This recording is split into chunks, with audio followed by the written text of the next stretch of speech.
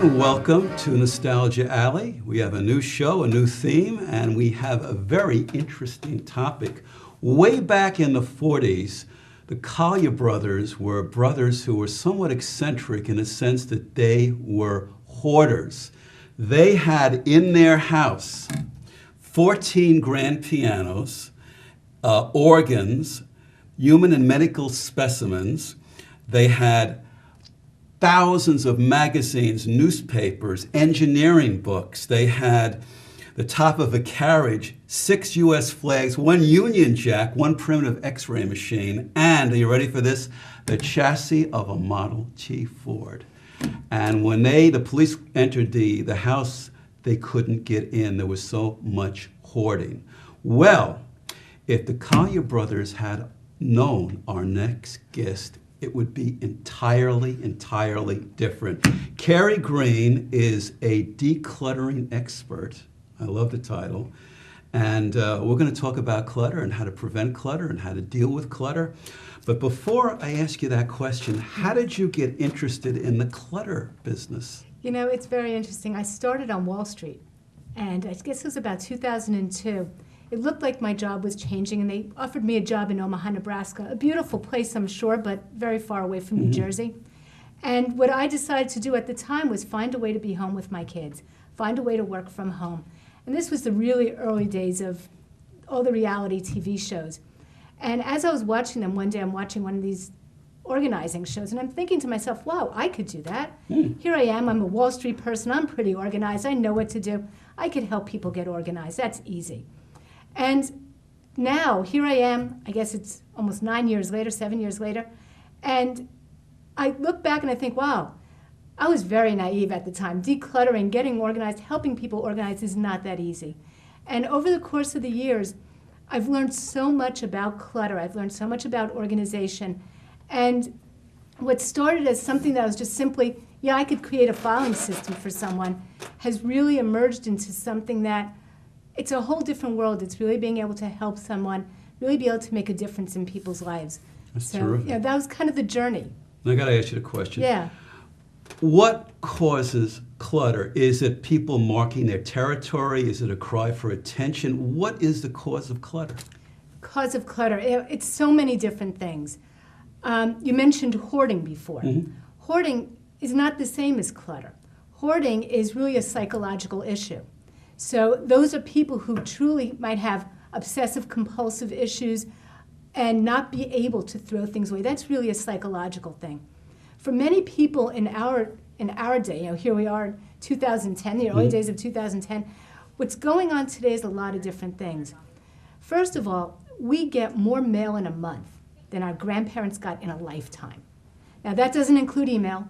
That doesn't include flyers that we're getting, you know, picking up as we walk through stores and things like that. That's just physical mail into our homes over the course of a month, more than our grandparents rather, got in a lifetime. So that in itself, how do we even expect to manage this? Then, of course, we have the internet hitting us. We have all these other sources of information, all these other sources of things. We're also being taught by our marketing world, by the society we live in, to buy. You've got things that expire before they even hit our homes. You buy a car, and before you've even driven it off the lot, it's not worth anything. You buy a brand new computer, and before you get it all set up, you might as well buy a new one. It's true. So, you know, we're taught that on one side, and the other side of us is taught, use it until it's used up. You know, somebody may need it.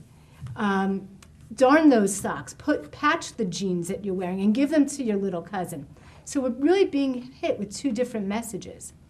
So our parents, our grandparents, who didn't have nearly as much stuff in their lives, didn't have to teach us how to deal with it. So part of it is psychological.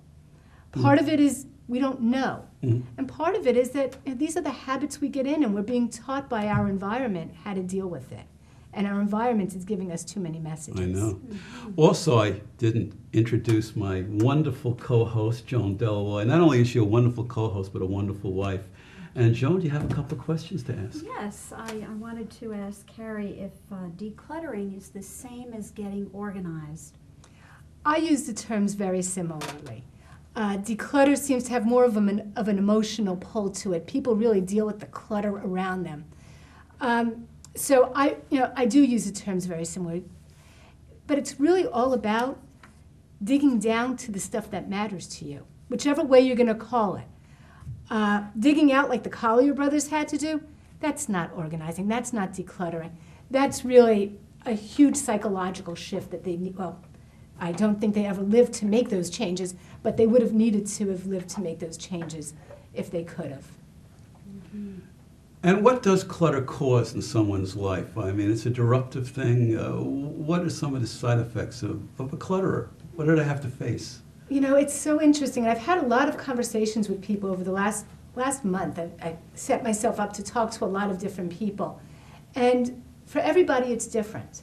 There are some people who find that the clutter in their life costs them money. And that's an obvious one.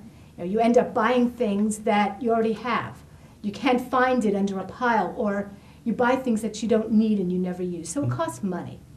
I have clients who have had to buy or rent storage units to hold their stuff, move to bigger homes. So all these things, it costs money. In addition to money, though, it costs people their self-esteem. It costs people time. It costs people their energy, their effort. What happens is you walk into a room that's very cluttered, and automatically your energy drains. Yet there's so many things going on around you that you can't focus on yourself. You can't focus on what's inside. It's hard to think in rooms that are so cluttered. I was speaking to a client of mine earlier today, actually, and she said, "I'm sorry I'm late." And I said, "You know, what happened? Why are you late today?" And she said, "I had to leave my home and drive to a different place. There was no space in my home to think." Wow. So that's what it causes people. It also, it costs time also. The average American is spending 400 hours a year searching through piles for things that they have. So imagine, you have a 40-hour work week, that's 10 weeks of work. And you're searching through piles for a piece of paper that exists somewhere. Or you're spending that time going back to Staples or to Target or to Neiman Marcus or wherever you're going to buy that thing that you've already got. You already got it.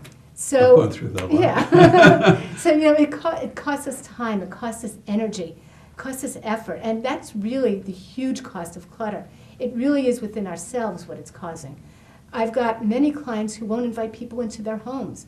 The clients I mentioned earlier today, if somebody rings her doorbell and she's home, she will not answer the door. She doesn't want to let anybody in. So there's so many real costs of clutter that are beyond the obvious. Oh, yeah. And May I ask? yes, sure. So on the flip side, what are the advantages then of decluttering? That's a great question. Thanks, Joan. The advantages to decluttering are that you get to find yourself. You get to start living the life that you want to live, so that you're not constantly feeling that there's something else you're supposed to be doing or that you should be doing. You get to say, you know what? It's Monday morning, it's Friday morning, it's Saturday evening. I get to do what I want to do. I don't have to feel that I have to be tied to this pile of paper. It gives you that. It gives you your self-esteem. I've got clients who will say to me, "Yeah, I overheard my friend saying we better tell her to show up at 10 instead of 10:30 because 10 instead of 10:30 because she's always late." So it gives you that sense of self-esteem. It gives you back the confidence you have in your own word, so that you're good for your word, so that when you say, "I'm going to be there," you are. If you say you have something, you have it. If you say, "I'm going to do it," you're able to do it. So those are the kinds of things that it gives you back, and time and energy and money. You get to spend the time with your family, your friends. How do you help a client who's very resistant to change? Frankly, if the client is that resistant to change, that client's not ready to declutter. But when a client has reached that point, or when somebody has reached that point, that they're ready to start reevaluating their situation, that they've had enough, that they realize that there's a life out there beyond their clutter, that's when I can start working with them. The work I do with my clients, frankly, is mostly by phone. I work virtually with, I'd say, 95% of my clients. And what happens is, as we're working, it's really a coaching environment. And that means that I'm asking questions, and I'm helping them find solutions. And the questions I ask may be along the line of, oh, what benefits does this have to you in your life? Why do you want to do this?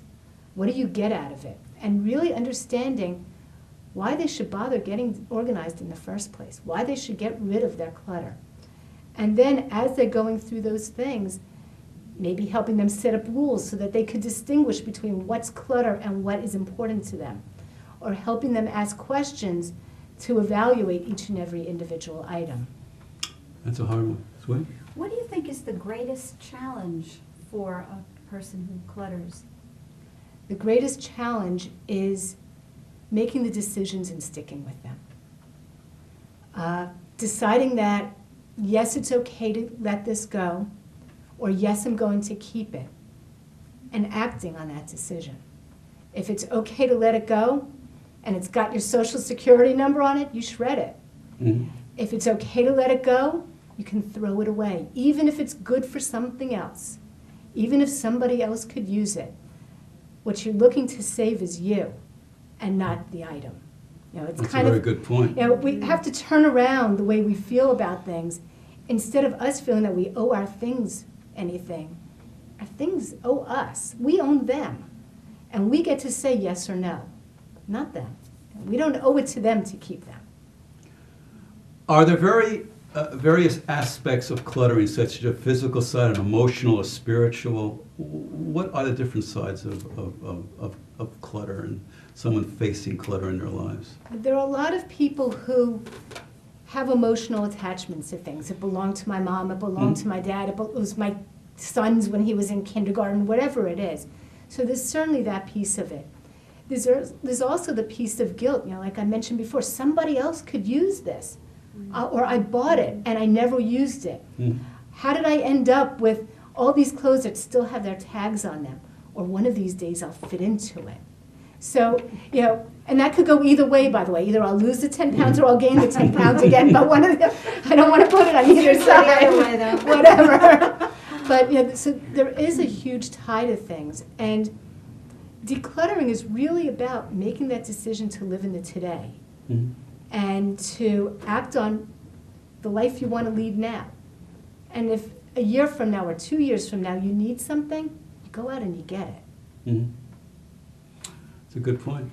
Carrie, what are the steps that you take to help a client work through this? How does it work? There are 6 steps I usually take as I work, or I take a client through. The first one is, we mentioned before, is why bother? Because that why bother, that answer, is the motivation to do it. Decluttering, I wish I could say it's easy and there's a magic wand and you're abracadabra, tomorrow it's done. It's not. So that motivation is something that needs to be there, and that's the why bother. The next thing is where to start. Most of my clients have more than one place that would be appropriate to start. And there are some that seem really obvious. You know, you may say, I want my bedroom to be the best place, or the first place I start, or maybe it's my office, or maybe it's a front entrance. The key is it's different for everybody. And the right place to start for you is something that I work with my clients to figure out. It's, you know, we go through, we talk about it, we coach through it. Some of my programs guide you through it as well. So that's definitely something that we work on, is where to start, because often you end up stopping before you've even begun. There's so many places. I bet. The next thing we work through is what to actually do. So as you're going through your things, how to make those decisions, how to set rules and guidelines for you to follow as you're doing it. We have to break. ahead. Can you hold on to the floor? You got us? it. All right, we're going to take a break for a public service announcement. This is a great chance for you to unclutter your house. So don't go away and don't touch that dial.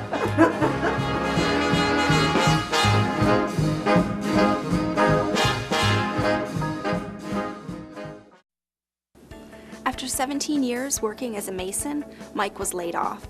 I met him when he came into the library looking for help. He found a job opening, but the application was only online. Mike said he'd spent his entire life around tools, but had never used a computer. I showed him how, and he ended up applying for numerous jobs online. I saw Mike the other day, His new computer skills paid off. He's working again. New Jersey libraries are transforming lives. Tell us your story.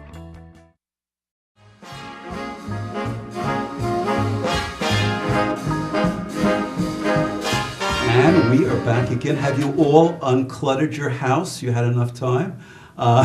Anyway, back to our guest. You want to kind of recap what we were talking about, and then we'll start with question number one. We'll elaborate a little bit. Absolutely. What we were talking about is the steps I take to help my clients get organized. And as I was saying, the first thing we figure out is why bother? Because unless you understand that, you don't have the motivation to keep going. The second step is where to begin. So that you don't hit that feeling of overwhelm. You focus on one place, you start there, and you can move forward. The third thing we talk about is how to actually do it. And with that, I mean how to make the decisions. What do you keep? What do you let go of? And when I'm working with my clients, what we do is we create questions that are usually geared a lot towards them, toward their own ways of thinking, toward their own beliefs. You know, many of us have heard questions like, if you haven't worn it in a year, then let it go. And those are the types of questions we work on. Some are very basic like that. I have one client who I was working with, and the decision question was, does keeping this make my shoulders go up or down? I have a question. Can I keep my raccoon coat? Can I keep that? Well, how do you use it? What purpose does it serve in your life? No purpose whatsoever. So I have to check So you it, have right? to really start. Well, I love the you know raccoon something? coat, but it has to go out. What's right? interesting about that question is, it may not serve a purpose, but what are you putting into keeping it? If it's giving you more than you're putting into it, then you keep it. Right. If it's costing you, and I'm not talking about the money here, if it's costing you more than you're giving it, or I'm sorry, if it's costing you more than it's giving you, then it's Get clutter. rid of it. And you know, really, that's the question. I'll put it in the back of the Model T Ford. And donate it to somebody. So those are the first three steps. After that, after you've gone through, after you start making those decisions, we start talking about systems. Now, so many people go out and go to Staples, go to wherever, and buy the newest, greatest organizing system. And what happens is, what they do is they try to fit all their stuff into this system. But really, the first steps are to figure out what it is you want, and then create a system for it. So the systems kind of flow pretty naturally once you've decided what really belongs in your life. After that, we start talking about how to stay focused. Because so many people, you know, this takes a while. Most of my clients aren't like the Collier brothers. But my clients have clutter in more than one place, and it's going to take more than an hour or 2 hours to do it. So how do you stay focused? How do you keep going? How do you start in your office and not end up in the dining room? Or how to start in the dining room and not end up in the bedroom while you're working, which is a very, very common thing. So those are the kinds of things that we talk about next. And finally, we talk about keeping going, maintenance for the long run. Because as much as I'd love to say, once you're done, you're done, bottom line is, tomorrow the mail will come into the house. You're going to get more email. You're going to get a new whatever. And you're going to have to make the decision, do I keep the new one or do I buy a new one? Do I let go of the old one? And these are the kinds of things we discuss as we're talking about maintenance. So those are really the 6 steps I take my clients through as we're decluttering. These are the programs I have are all based on these 6 steps. Fascinating. Carrie, how can you help a clutterer not to relapse? Some of it, really what my work with my clients is about is changing their way of thinking and giving them the tools to make those decisions for the long run. Now, of course, all of us end up with lives where all of a sudden you think, oh no, there's a holiday coming up, somebody's coming over, something's happening. And things get all messed up again. But what I give my clients is the tools to say, all right, maybe it's not perfect right now, but I have the tools to make the decisions again and keep using those tools. Sort of like losing weight. If you fall off the wagon, don't give up, just keep plugging Yeah, along. you know the rules, you know what you have to do, so go back on it. And I think one of the most important things to realize as I'm working with my clients, there's a huge distinction between cleaning up and getting organized. Can you say a little more about that? Absolutely. What happens is we clean up when our mother-in-law is showing up. Yeah, True. that's what we do. Or We maybe go not. Yeah, the or mother-in-law. not. I'm not going into that one. That's a whole different conversation. But before someone comes over, when you're having company, everything gets buried. You put things in boxes, you put things in bags, you put things out of sight, you hide it in a closet, you sweep the dirt under the rug. That's what cleaning up is about. Organizing, decluttering, is about making it work for you. So that means getting all that stuff out and permanently out. It means calling the Vietnam vets, the Salvation Army, or whoever, 1-800-JUNK, whatever one you're going to use, and have them show up at your house and making it go. It means saying, you know what, this is a perfectly good toy, this is a perfectly good shirt, this is a perfectly good pot, and throwing it away because it doesn't support you. It gives you freedom. It gives you freedom. That's what And it's worth the decluttering price. is about. That's what It's organizing freedom. is about, is freedom. Cleaning up, that's for our mother-in-law, or not. Well, I have to ask you, how about at your house? Is any clutter allowed? You know, it's very funny. My kids really laugh at me about that. They're, all of a sudden I'll hear, okay, Mom's decluttering again. But you know, it's true. There's an ebb and flow to all of it. And a couple of months ago, I walked into my office, and you know, I'm pretty organized. I really am. And I walked into my office, and I just felt so claustrophobic in there. I went, I grabbed a big garbage bag, and I threw things away. I filled 4 large bags of garbage. Now, I'm pretty organized. You know, this is what I do for a living. I should be. And I was able to do that. And when I let it go, all of a sudden I was like, oh, I could breathe. I could work in here again. I feel better. And there's an ebb and flow to it for everybody.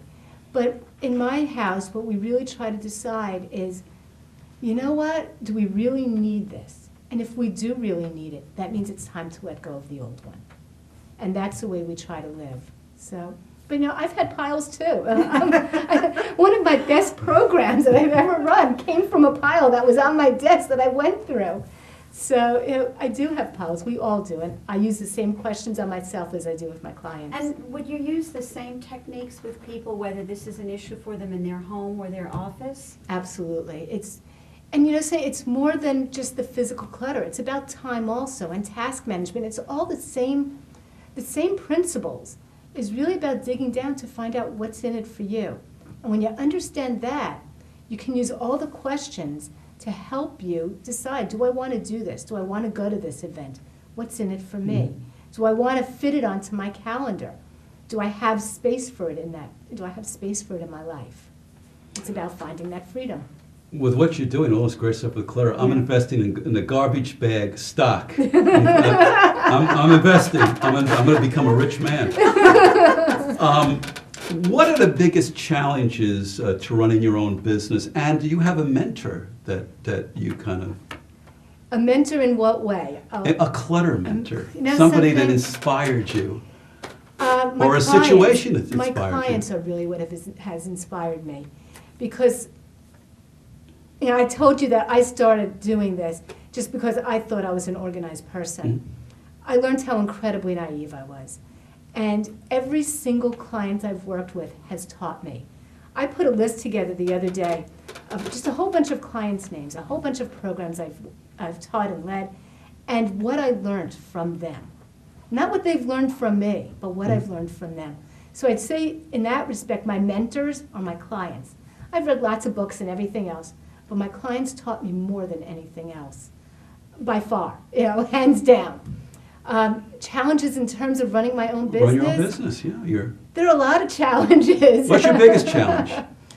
You know, it's interesting. It's balance. It's really balancing. For me, I've got a family. I've got 3 children. And part of the reason I run my own business is to be home with my kids. And how do you balance? How do you make those decisions? How do I honor my clients and my own needs and our financial needs, of course, to the needs of my family and the needs of my children? So that's probably the biggest challenge of it all for me. That and being someone who works by herself from her home, the community.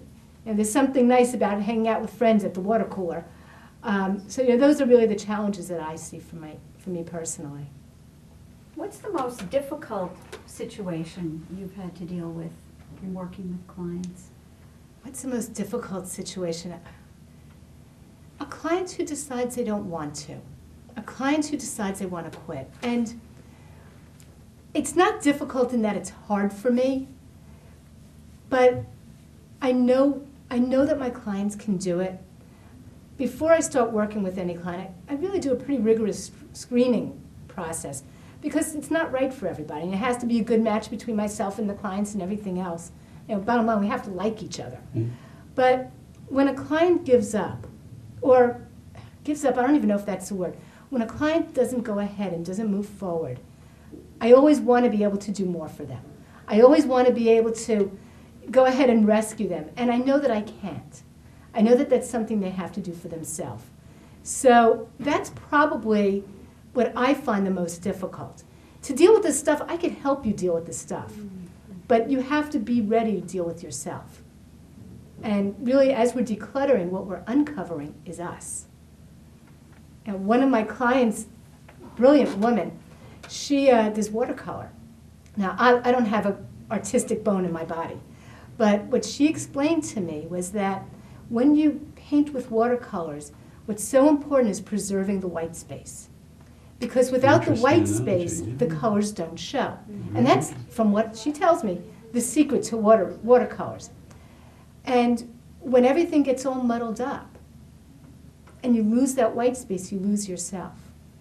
And that's the whole key to what I do, is I help my clients uncover themselves. Wow. Now we have like 2 minutes left. Okay. Now, people watching this, they're going, Yes. the house is filled, I got clutter, I got Saurus, I got everything going on here, things are hanging from the ceiling, the Yeah. floor.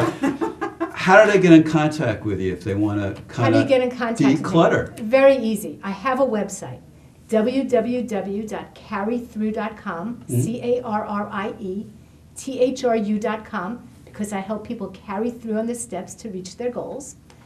You could reach me through that. You could go on there. There's a contact button right there. You could reach me by email, by phone. Everything's right there. There's also a free e-course on my website, which takes people through the steps we talked about. It takes people through where to begin. There's some information about decluttering your stuff, your time, and your tasks. And you could sign up for it right there. So those would be the best ways to reach me, either through my website, carriethrough.com. That's really the best way. And just go ahead and sign up for that free e-course while you're there. Now, at the end of this interview, are you going through the studio? Are we going to throw things out? There's an old camera over there, there's some lights. I haven't used those pair of lights in years, so we're going to declutter the studio. TV. We're gonna declutter the studio. Just don't throw me out. That will keep you, Mike. Listen, I want to thank you. You've been a terrific guest. And Carrie Greene, you can reach her. At the end of the show, we're going to put her website on so you can contact her. Terrific show. I think if the Collier brothers were alive today, we'd get a standing ovation. If they could find the room to If they stand. could find the room to stand.